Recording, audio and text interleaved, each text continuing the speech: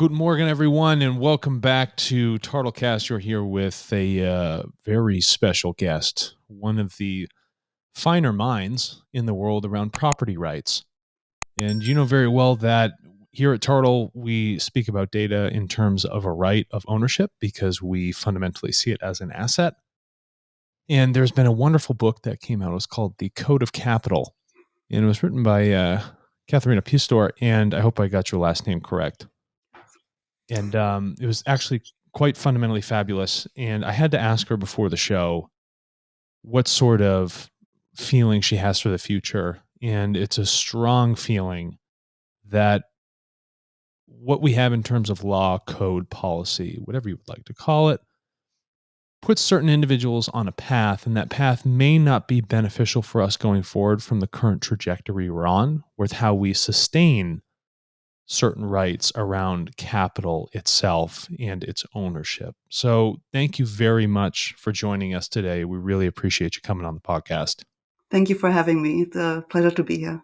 Yeah, most definitely. So just so we can kick this off, what was your incentive, your personal incentive to write this book? I think I wanted to show people the underbelly of the capitalist system. I think most people don't understand the inner working of the system because that is coded in law. It's just like you look at a human body and you don't see the DNA, but it's all about the DNA.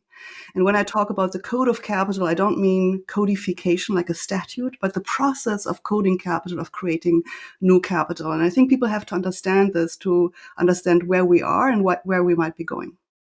Right. And so, this it really does bring some good understanding. You got some pretty heavy quotes in here. But the fundamental idea for this policy around assets is that you're trying to create conditions by which everyone should prosper, correct? Yes. And so what we found is that the code that is written, and much like a software program, it gets designed and redesigned over and over and over, trying to evolve with how society evolves. We found that the individuals that write that code have written it specifically for their benefit as the resource holders. So you can see that when wealth is created, the preservation of it typically tends to stay within those families or corporations, and it's backed by the states because they can help lobby and rewrite that code to continue to protect that wealth so that they can generate value from that asset for a longer period of time. And at the same time, it becomes very exclusive to those individuals that don't have that wealth but are trying to gain it. And the system becomes very imbalanced. The power asymmetry is there, making it difficult for them to even economically uplift themselves. Is that correct? Yes, that's exactly correct. And I think I really want to emphasize that this all works only because there is the backing of the state. Oh, that's fire right there. Okay. So please explain to the audience what you mean by backing of the state. Well, what is a property right?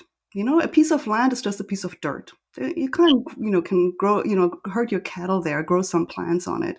But if you want to exclude others from it without having your own private army, you need a title. And a title basically says you have the right to exclude others, and if they don't leave, we will back it.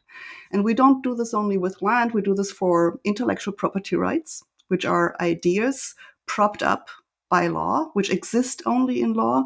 We do this with financial assets, which are contracts that you can enforce anywhere in the world because whoever buys them believes that they are ultimately enforceable. There's some validity to them that comes from the legal backing. So it's a social resource. It's the law that we're using to create private wealth. And so we have to think about how to balance that so it becomes not this one-sided reinforcement of existing wealth accumulation that you described. Right. And, there's nothing wrong with reinforcing the accumulation of wealth. But when it's reinforced to one specific party or a very small subset of people, it makes it quite difficult for those other ones that want to garner those resources to become a part of that wealth generation. So when we look at the evolution, well, in my eyes, when I look at the evolution of assets and, the coding of this policy around capital, what it does is it has its own evolution for the purpose and benefit of a single few, but it doesn't have the code where it's actually inclusive for all. And there has been individuals that have tried, right? And I know you've named a few, but when we look at that, it's like, how do we take the evolutive steps within code, within policy, within contract law, right? To say this not only works for them, but it also works for everyone at the same time. Formally speaking, it should work for everybody at the same time. We Right. work in the legal system, in a rule of law based system. We say everybody's equal before the law, which, but which does not mean that everybody has equal access to the law. Right. It also doesn't mean that everybody has equal access to regulators or the tax authorities to negotiate with them some exemptions or some soft spots where they can do stuff without being caught or being enforced against. So I think the issue is here that we have to move beyond this formalistic notion that everybody is equal before the law, and that's why it's just fine, and think harder about how some not only have more resources, but also have, then the resources to hire the lawyers who can exploit the most complicated intricacies and arbitrage opportunities that come from really knowing the details of the law, not only one legal system, but multiple legal systems. Mm. It also comes from the increasing ability to pick and choose your own law, right? You can be in New York, but incorporate your company in Delaware, or you can be, in Israel and incorporate your company in Delaware. And nobody in Israel has written the law under which you do your business in Israel. And so that's when these things fall apart, right? When the society has no longer control over the legal system that some exploit for their own private gains. And so what they're exploiting is what we would coin the asset itself, right? And they live in this gray area of just saying, yeah, I know it's unfair, but it's legal. Does that mean it's the right thing to do?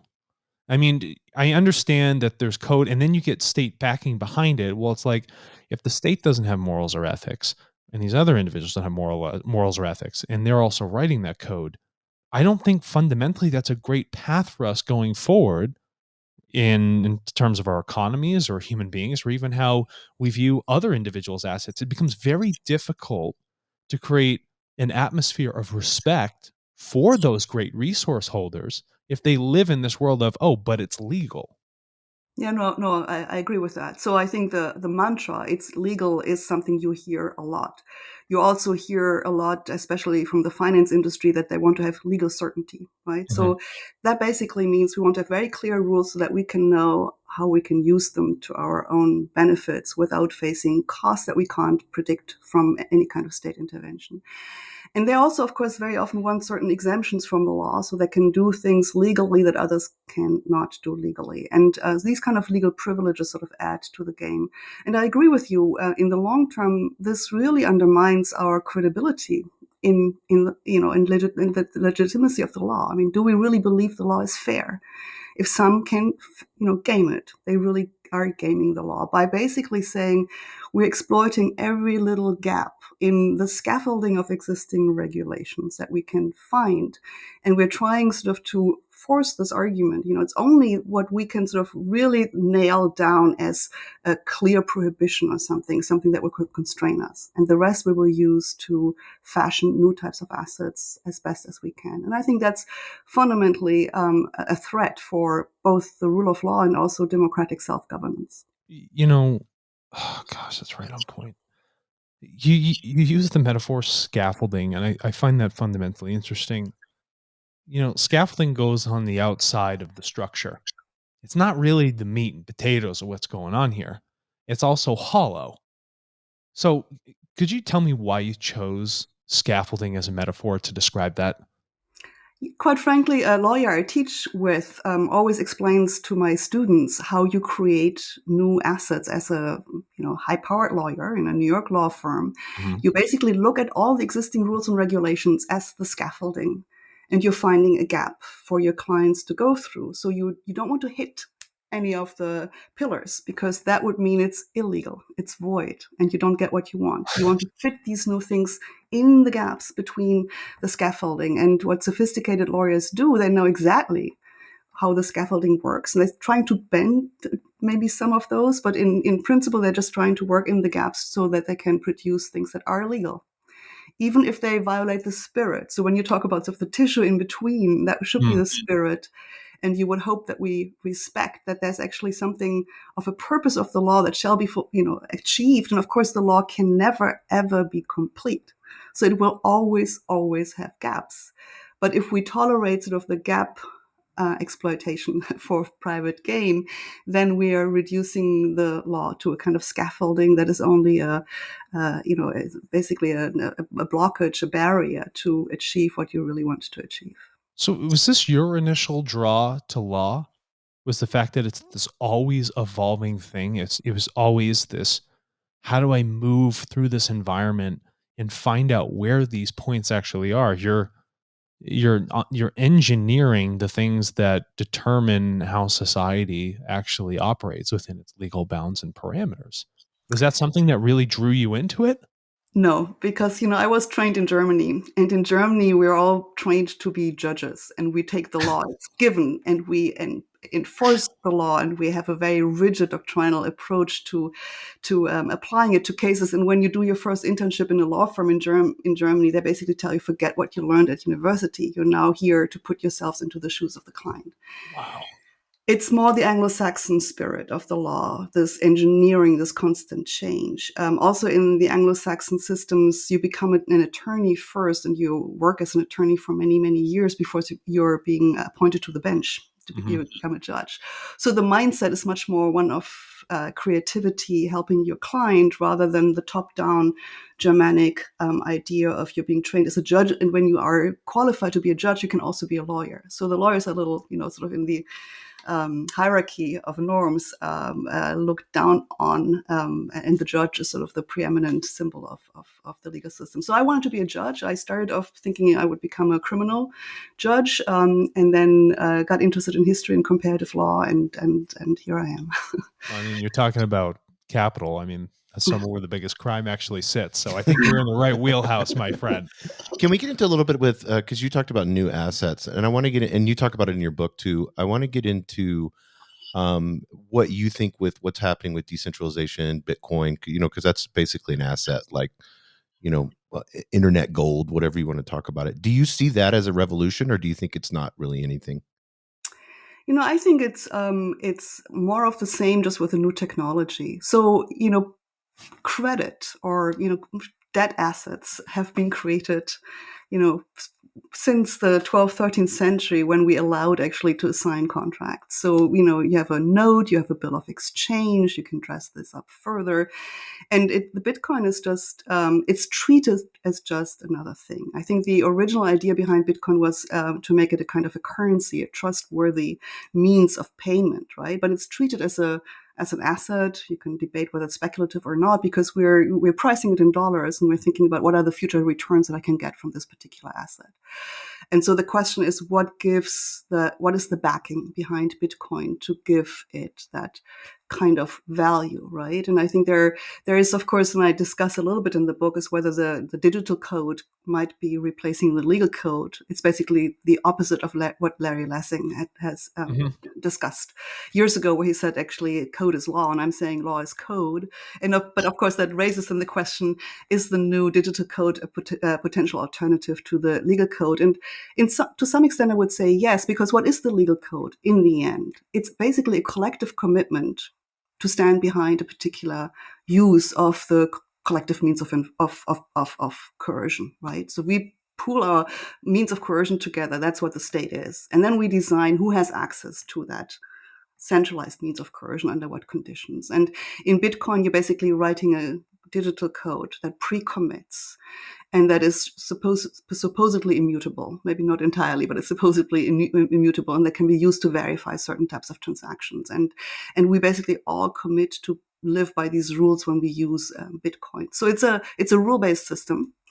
And I think the idea is that if you hold these assets, and these rules have value, it's the rules that give it in the end the value it has. It can be sold for a good price later. Yeah, you use the word spirit. Do you think decentralization for inequality? Do you think that that spirit? Do you think that will last, or do you think the centralized identities will come in, swoop in, regulate it? What is your feeling on that? Well, I think the big irony for Bitcoin is that it became valuable only once it was centralized, right? When Mm. Musk and other Snap! people. You are sharp as a tack, aren't you? Yeah, that's good. Yep. Wow. You know, you said dirt, right? It's land. It's just dirt. But when a collective comes together and they say, "Hey, this is actually worth something." Now, I don't have a bunch of knights standing around in a field in my feudal system to protect my land. Mhm. So in cryptocurrency, I have an encryption system. That's Mhm. essentially my field of knights.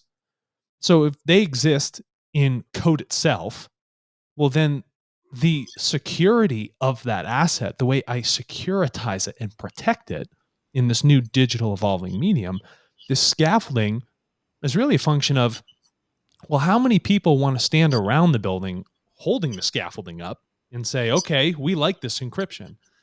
It's that collective agreement that I think is the precursor to all value before something is an asset. Society would have to, a state can't come in and say, well, they can say, oh, well, this is valuable and you have to value it. Well, people will be like, no, I don't want to value it.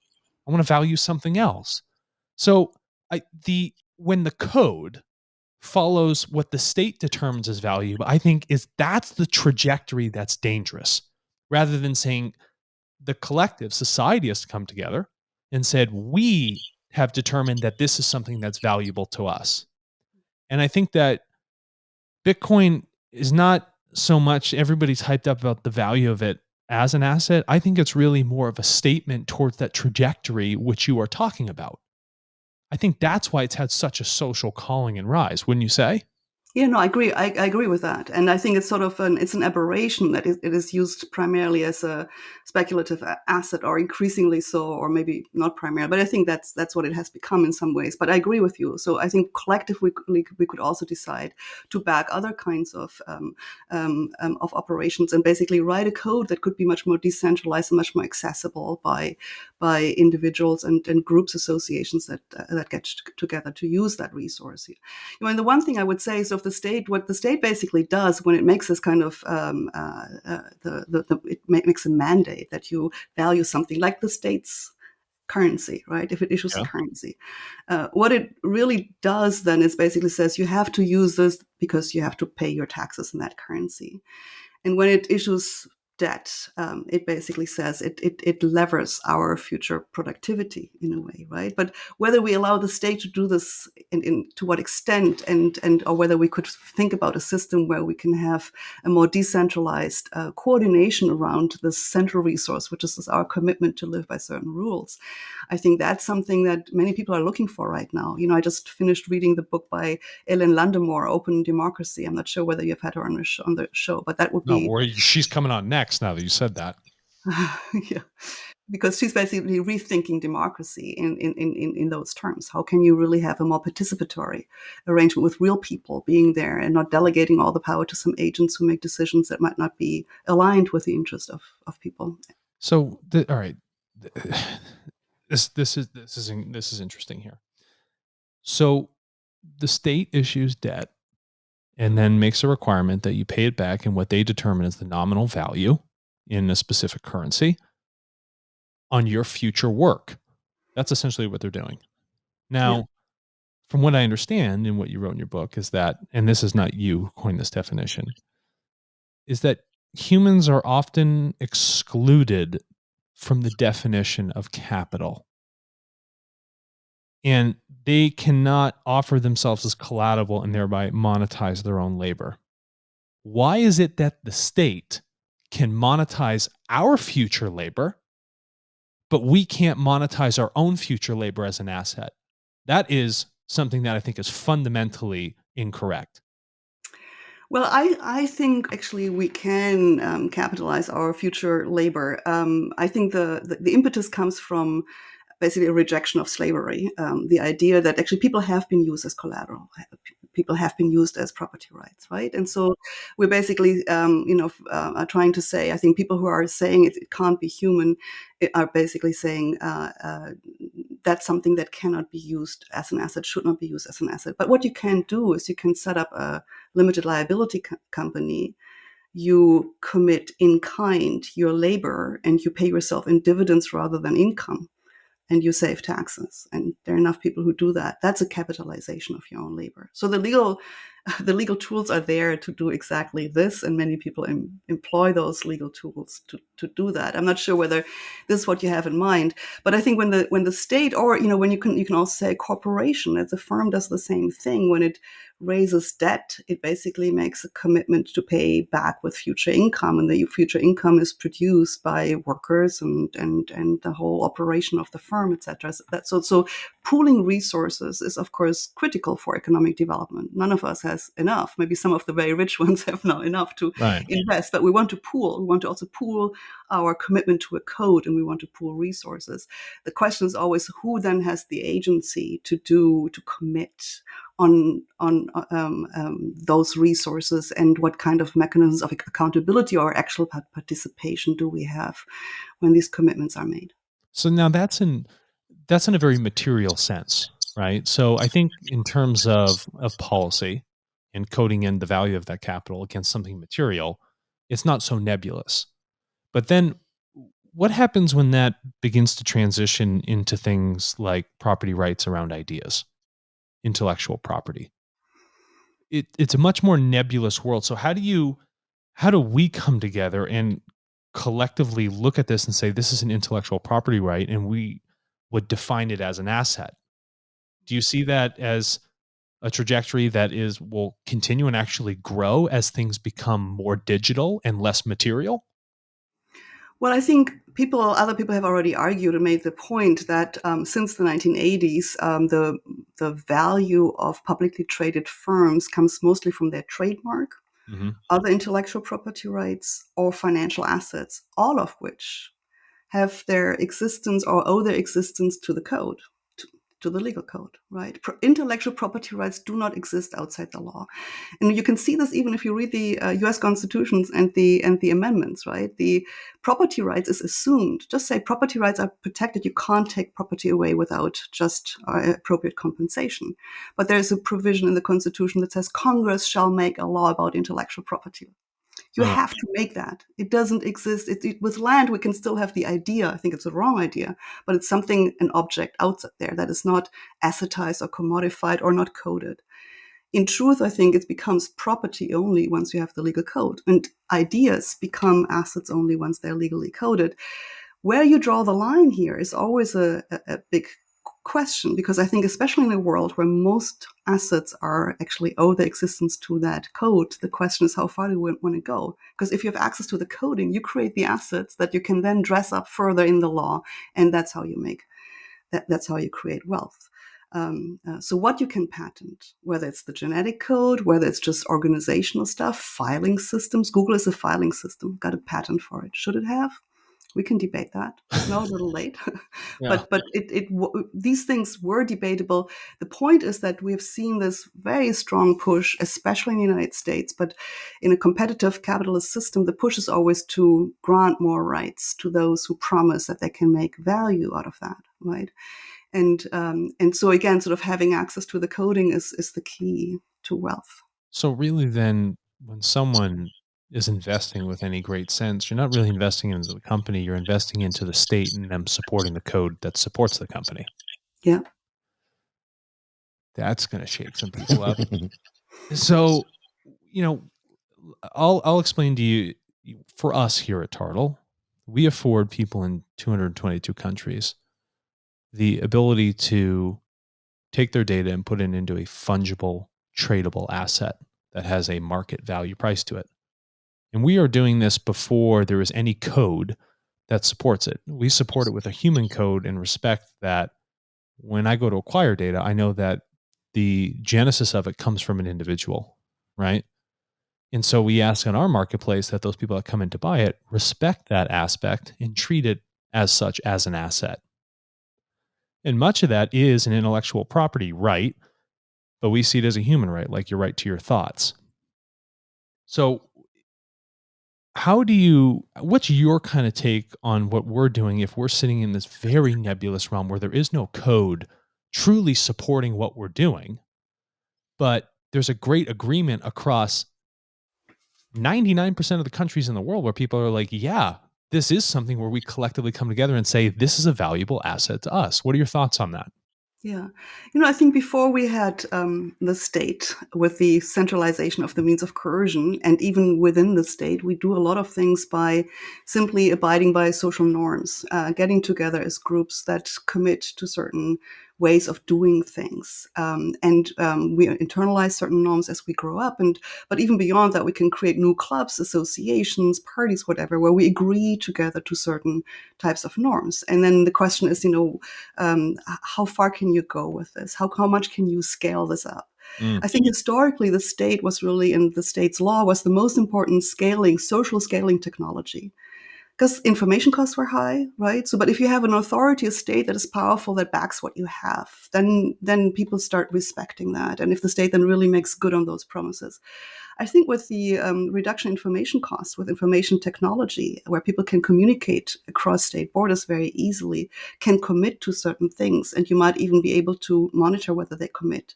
I'm mm, not sure what you do when people violate your rules. Do you expel them? That would be a classic enforcement device, right? You don't put them in prison, you expel from the community, correct. you ostracize, reputation damages. These kind of things are well known from the literature, and these are social norms that work really well if you have the information, access to information, you can monitor, and you have some mechanisms to ensure that people comply. Would you like to know how the mechanisms work? Because you might find Yes. this interesting. Yes. So, for instance, if somebody tries to do something that would be, albeit inappropriate, or try to do any sort of market cornering or abuse the nature of how this system works, it's a very laissez-faire model. The seller and the buyer on both sides of this marketplace have the ability to block the individual from interacting with them again. So now, say for instance, the government of India comes in to buy data from many other countries, say from 10 million individuals. Well, if they do something inappropriate or actually try to shortchange people or try to abuse them, and not look at them with the appropriate value, those 10 million can choose to block India altogether. And that same power is also vice versa for the others. So if somebody is just trying to falsify things over and over and over, then the larger aggregate buyers can come in and say, we should not buy from this person. We should exclude them from participating in this system. And Yeah. then we, as the monitoring third party, can even stop people from coming in that may be bad actors in the first place by screening them out of that. Yeah. So I think these are mechanisms that you would find elsewhere as well. It's ostracization, basically. And a certain, it's in the Middle Ages when the state wasn't very powerful yet. You basically you make somebody basically an orphan in the law. Everybody can enforce against that person. You can even kill people without facing sanctions yourself. So I We're think, not killing people here. We're just preventing you from participating in the marketplace. That's all. But that's it. Basically, you're banned from the community, or in one way or another, and it works. The question has always been, can this work at scale? Yeah. And the historical examples that people point to are middlemen who have this information, very often ethnically homogeneous middlemen who can monitor each other, and then they share information, so you can't trade with these guys, right? And nowadays you do something similar as you monitor the process, but we have much better access to information and can respond much easier. So I think these kind of mechanisms become available again to us because of the technology we have today. Yeah, and it just and that's so interesting. As technology is developing, and you speak to this code, and I feel like we and what we are doing, and all of the participation of people all over the globe, are going to be the ones that end up writing that code. Or the states will look at what we are doing and then have to write the code off of the processes that what the globe has said. This is what we fundamentally see this value in, and it's a very cross-border thing. So I think it's going to create some very interesting scaffolding in which individuals will look at that and be like, I wonder where these property rights sit, how this should operate, and how this affects many other different markets. Because when we look at it, for a long time, people have been taking the value of data, these larger resource holders, Google, for instance, and holding all that value for themselves. The code for them said we never had to share that value to anyone. And there's still that code really isn't there. So when we saw it, we're like, this is an obvious asymmetry. So our arbitrage was to say, well, that scaffolding sucks. Let's just rip it down altogether and start building up our own. And Yeah. then from that, they would have to, work within the means and ways of which this marketplace operates itself. So I think the metaphors that are carried for how you say the code is really evolving capital, I think is so fundamentally interesting, and not the vice versa approach. So I sincerely appreciate the take that you have on that. And I think it's a strong trajectory going forward for us to say, let's look at how that code evolves, and let's apply that code to not just look at it for the power of the state, but the power of all. Yeah, I think in principle, in a democratic state, we should think of the state as the power of all. But it has been perverted to some extent, right? It has been so centralized and captured by fundamental interests, and so the way out of that may very well be exactly what you're doing: decentralize, find new ways of committing and monitoring a code that offers an alternative to what the current practices is. Yeah, I love that. And I needed some clarification on this because I don't understand and I'm unlearned in this part. You said two legal systems dominate the world of global capital. That's English common law and the laws of New York State. Could you just give me some insight into what that means, just for my own curiosity? Yeah. Yeah, no, it's when you think about globalization, people very often think this is outside existing Mhm. nation states and something's happening out there in the economies. In fact, the economic relations between companies or financial asset holders are legally coded. The question is only in which legal system. And so because you need the enforceability, you need the credibility of some power that stands behind it. And it doesn't really happen through the harmonization of law. So states don't get together and write a new code for contract law. That doesn't exist in the international sphere. They just respect certain things. Every state has its own set of rules. We call them conflict of law rules or choice of law rules, where they basically advise their judges under what conditions they can enforce foreign law in their own courts. So somebody who has written a contract under French law that comes to an American judge, can they enforce French law in an American court? Under certain circumstances, they can. These rules can be used to then basically harness the powers of a particular legal system by advising clients choose that law, right? So for Mm. finance, for international trade, because of the way the law has developed, the friendliness of judges towards commercial activities, etc., and because of also the lawyers who have been very active there, most of the choices that are made in favor of one of these jurisdictions. So New York for contract law, Delaware for corporate law, English law, very powerful as well for many transactions. So you would not choose some obscure little legal system. You wouldn't choose one where it's hostile to the whole idea of coding and creativity in the law. And you hope, what the lawyers will tell you is whether that contract that you're now writing in English law will be enforceable in a German court. And Wow. that's sort of the job that lawyers do. And by stitching together transactions in different legal systems, very often in those two, you can create basically a global system. A global system, most of the tradable assets today, from sovereign debt of emerging markets to all kinds of debt instruments and their derivatives, are coded in English or New York law. And they're enforceable in English and New York courts, but many of them would also be enforceable in a court elsewhere. It's a patchwork in a way. It's not an integrated global legal system. We don't have a global state. We don't have global law, right? That's how we put these things together. So is it enforceable because even people in Australia could own American debt? So it would essentially have to be enforceable because of the medium in which this thing is transacted and can be held cross border. So then we're like, well, I guess the patchwork means that what upholds in the US is also going to have to uphold in Australia. Is that how that would work? Yeah, that's basically why individual countries have changed their conflict of law rules such that they have become more and more open to respecting foreign law within their own jurisdiction, even on matters that are sensitive. So, for example, what is a property right? Used to be entirely, a matter of state law, because what is on your territory, everything that's located here, the state would say my property regime will govern. But financial assets don't have a location. Right. So, No, no. so then you have to find a different rule, and the rule is basically, wherever you issue these assets, and then you choose the place where you issue the assets, and then you have the law, and then it becomes portable.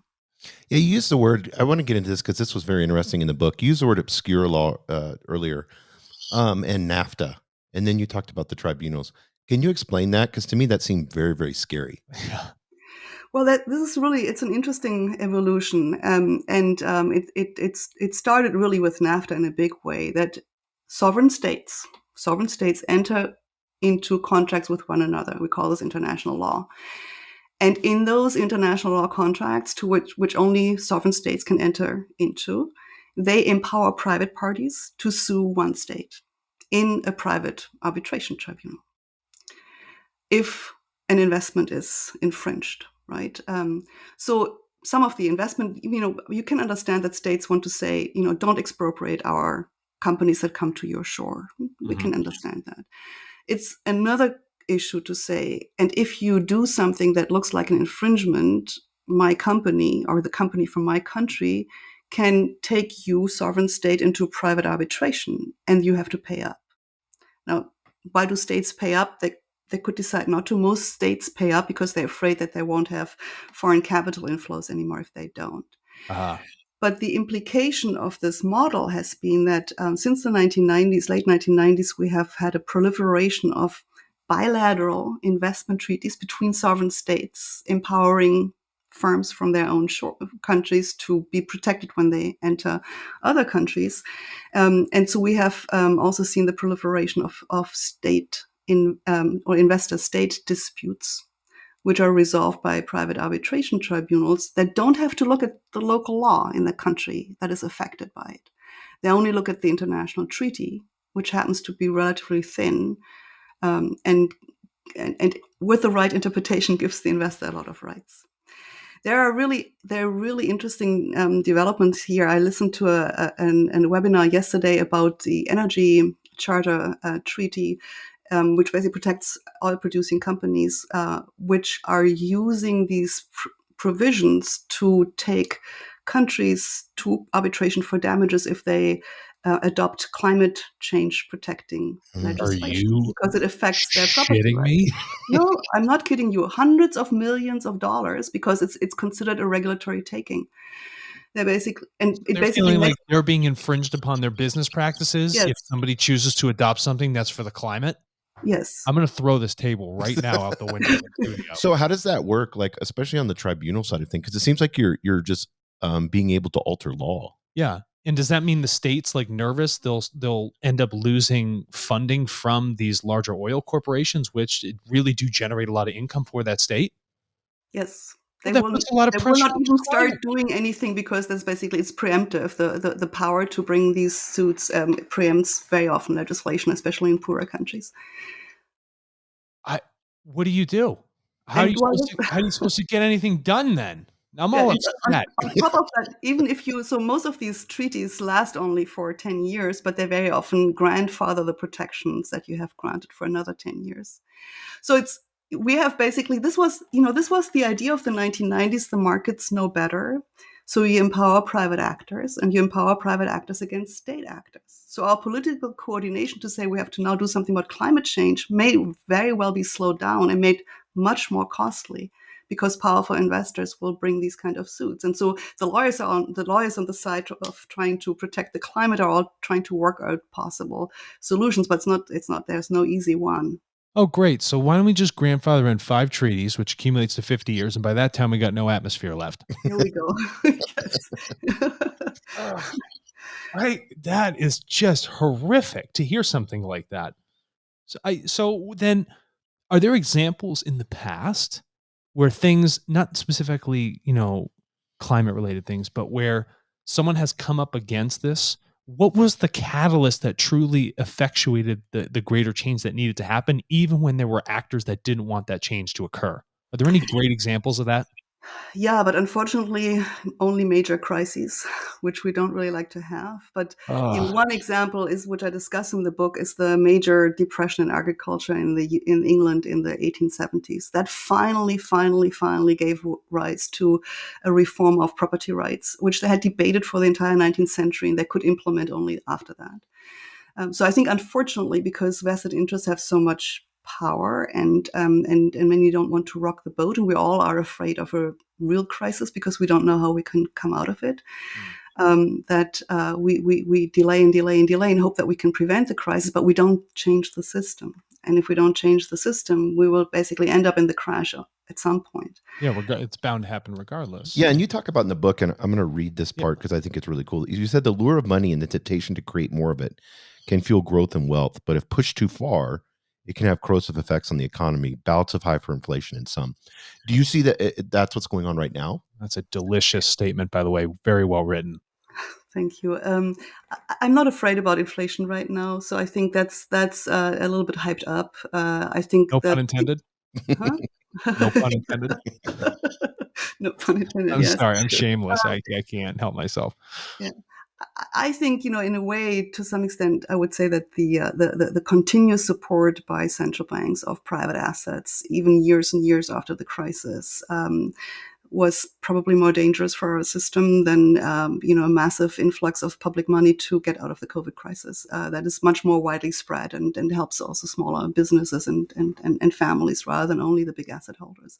But I think that one of the big problems that we have to get over is that after the 2008 crisis, we did not really reconfigure our financial system, but supported it. And whenever the market threw a little tantrum, the central banks, backstopped it again. And so the reliance on that kind of, social resource again, our money system is also a social resource, has created even more private wealth on that end. And I think that is ultimately politically much more problematic than the public money right now.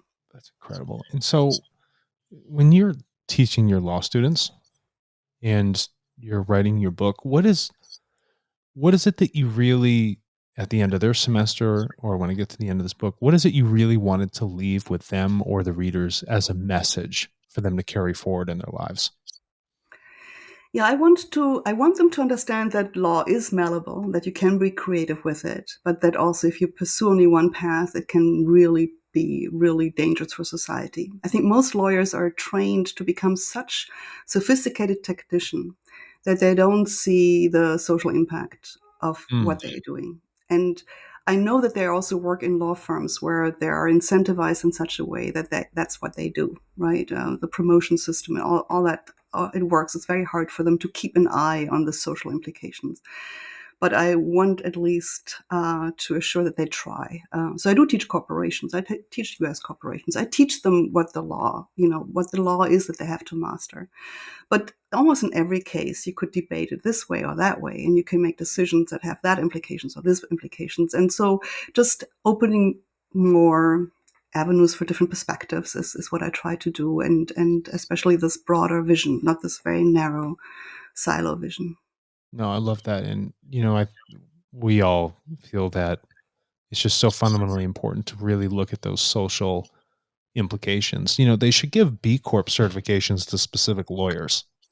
Oh, you're doing this for people. You're really doing it for society and the planet. I'm going to give you a B Corp stamp.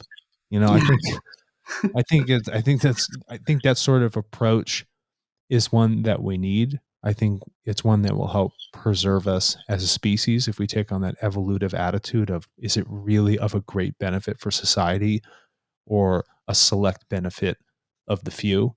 And the way that you've shared this, articulated it, detailed it, and helped us walk us through how these technicians actually work, create wealth, and then preserve that wealth, I think it enlightened me enough to the fact where I cannot wait to share this information with many other people that I come in contact with. And I got to tell you, I would have loved to have had you as a professor. If Columbia would have ever accepted me, I'm not that intelligent, but I would have loved to have had you as a professor, hands down. Yeah, thank you. No problem. Yeah, I wanted to ask one last question because you have this is your last statement in the book. Get it? If these trends continue, naked power once more gain sway over legal ordering, as it's done over most of human history, and we will all be worse off for it. So it's kind of like to me, it seemed kind of bleak. Is that what you see? I mean, that's your last statement in the book. Does it look bleak for us? It is a little bleak in the book, and I'm wrestling with that. So I think one of the, I'm a positive person in principle. I'm sort of more a sunny person than a dark person. But the conclusion I couldn't really escape from the book. So, I still believe that large complex social systems need codes that they agree to. And maybe you're creating something that is really an alternative, but as long as we live with the law, we have to make sure that this law serves all of us, because it is also a fragile system. It only exists and is functionable if it's credible and legitimate in the eyes of the people, not in the eyes of those who want to use it for their own purpose.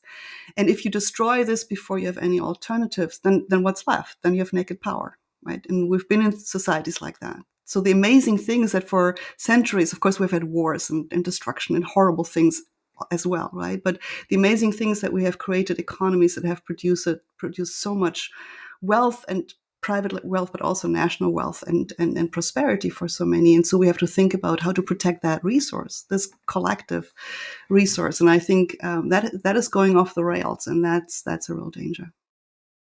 So, now that I got goosebumps running up and down me, where is it that individuals would go to purchase your book, find out more about you, maybe try and Yeah, apply right. to your class at Columbia? Because if they don't, it'd be a really stupid choice not to. I think everybody should probably take it. Just after talking to you, I could probably talk to you for a couple more years to try and figure out how I can put my head on straight.